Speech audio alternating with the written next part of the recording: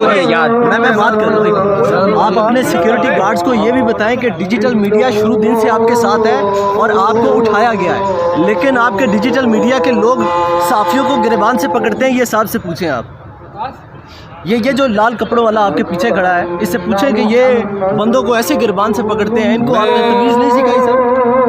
मैं इंतहाई मदरत खाऊँ, आप मेरे भाई हैं, आप लोग उन्हीं हमारी और पीटीआई की शनाख्त लोगों तक पहुंचाइए, हमारा मैसेज पहुंचाए। आज भी और मरते दम तक मैं इलेक्ट्रॉनिक मीडिया पे आपको फोकियत दूंगा। मैंने कल प्रेस कॉन्फ्रेंस में भी उस वक्त कहा, उन्होंने कहा जी मैं यूट्यूबर नहीं हूँ, आपने कहा था। नहीं वो शिराजी था सर, शिराजी नहीं था, आपने कहा था।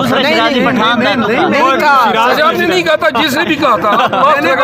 सुने ना, आपने अपने खूबसूरत चेहरे पे मास्क लगाया है, जिसने भी कहा था उसने कहा शिराज ने कहा था जी, ये मोस्ट सीनियर बीट रिपोर्टर है पीटीआई का, मोस्ट सीनियर बीट रिपोर्टर।